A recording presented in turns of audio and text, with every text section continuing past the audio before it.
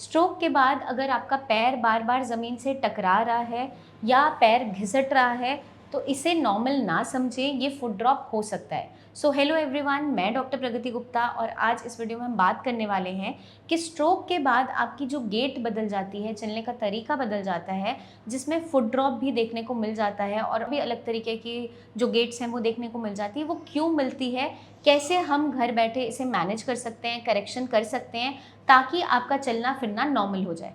जब भी आपको ब्रेन स्ट्रोक आता है, आपके ब्रेन में कोई क्लॉट बना, हेमरेज हुआ, जिसके कारण से ब्रेन ने अपनी कोऑर्डिनेशन खो दी, मसल माइंड जो कनेक्शन है वो नहीं बन पाता, तो चलने का जो तरीका है वो बदलता चला जाता है। कंपनसेटरी इफेक्ट को रखते हुए बॉडी अडेप्ट कर लेती है इस तरीके से चलना, क्योंकि बॉडी को बैलेंस करना है, अपने आप को गिरना नहीं है।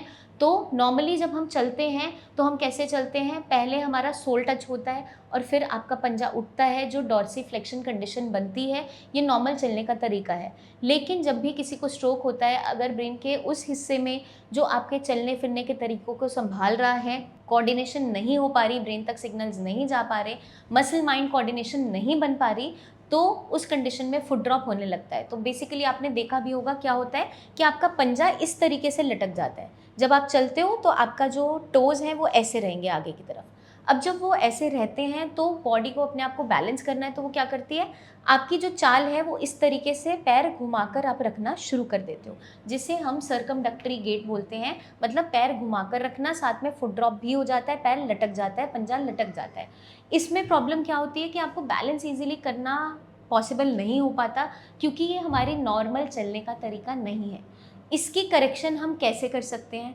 इसकी करेक्शन करने के लिए आप कुछ चीज़ों का इस्तेमाल कर सकते हैं। एएफओ ब्रेसेस आती हैं, जो एंकल फुट ऑर्थोसिस ब्रेस होती है, जो आपके पैर को सपोर्ट करता है।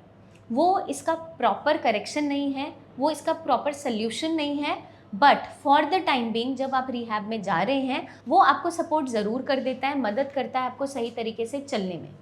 तो ये आप यूज़ कर सकते हैं। साथ में रेगुलर फिजियोथेरेपी, रेगुलर एक्सरसाइजेस करना बहुत इंपॉर्टेंट है। एंकल की मूवमेंट्स, एंकल की स्ट्रेंथनिंग करना, लेग्स की मूवमेंट्स स्ट्रेंथनिंग करना बहुत ज़रूरी है। साथ के साथ हमें क्या ध्यान रखना है कि जो आप स्लीपर्स का यूज़ कर रहे हो, जो आप चलने के लिए शूज़ पहन रहे हैं, वो क्लोज शूज़ हों, और साथ के साथ ओपन चप्पल नहीं पहनना, क्योंकि गिरने के चांसेस बढ़ते चले जाते हैं। और आपका सोल इतना कुशन्ड और ऐसा हो कि स्लिपरी ना हो। तो इन चीज़ों का हमें खास ध्यान रखना है। रेगुलर बेसिस पे हमें एंकल रेजेस, टो रेजेस, ये सारी जो एक्सरसाइजेस है वो करनी है। एंकल की स्ट्रेंथनिंग करनी है, क्योंकि अगर आपका एंकल स्ट्रेंथन अप हो जाएगा, पैर का हिस्सा अच्छे से आप सपोर्ट ले पाएंगे, तो आपकी गेट सुधरती चली जाएगी, मतलब चलने का तरीका बेटर होता चले जाएगा।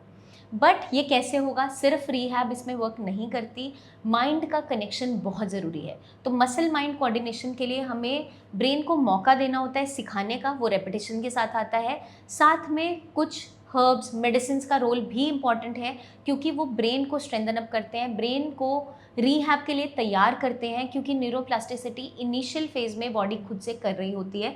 लेकिन एक फेज़ ऐसा आता है हमारे पास, जब पेशेंट्स आते हैं 2-3 महीने से फुट ड्रॉप लेकर आ रहे थे, लेकिन उन्हें जब हमने मेडिसिन का सपोर्ट साथ में दिया और रिहैब में डाला, साथ में एक हेल्दी डाइट के बारे में गाइड किया, जिसमें protein, vitamin D, B12, mineral सारे भरपूर थे, तो रिज़ल्ट हमें देखने को क्या मिलता है कि 2-3 महीने में जो गेट उनका फुट ड्रॉप गेट बन गया था, सर्कमडक्टरी था जो घुमा कर रख रहे थे, वो बेटर होता चला जाता है, उस पर ग्रिपिंग आनी शुरू हो जाती है, पेशेंट की चाल सुधरती चले जाती है। तो हम हमेशा क्या कहते हैं कि आप अपनी एक वीडियो बनाओ, जब आप हमारे पास आए थे, जब ट्रीटमेंट के बाद कुछ दिन बाद आप दोबारा बनाइए सेम पैटर्न में चलते हुए। उससे हमें आइडिया क्या लगता है कि आपका rate of recovery, speed of recovery कैसा चल रहा है। तो मैं उम्मीद करती हूँ ये वीडियो काफ़ी हद तक आपको समझने में मदद करेगी कि स्ट्रोक के बाद अगर आपका पैर बहुत ज़्यादा घिसट रहा है, टकरा रहा है ज़मीन से, तो ये फुट ड्रॉप की कंडीशन क्यों बनती है, कैसे हम घर बैठे इसे मैनेज कर सकते हैं और इससे बाहर आ सकते हैं। आपके माइंड में कोई भी डाउट्स हैं, क्वेश्चंस हैं, क्वेरीज़ हैं स्ट्रोक को लेकर या फुट ड्रॉप कंडीशन को लेकर या अपने चलने के तरीके को लेकर, तो कमेंट करके आप हमसे ज़रूर पूछिए, या स्क्रीन पर दिए गए नंबर्स पर हमारी टीम ऑफ डॉक्टर से आप कंसल्टेशन भी ले सकते हैं। पर्सनली आप मिलने आना चाहें तो ओपीडी विजिट भी कर सकते हैं। जल्दी हम आपसे फिर मिलेंगे, तब तक के लिए अच्छे से एक्सरसाइज कीजिए, अपना ध्यान रखिए एंड टेक केयर।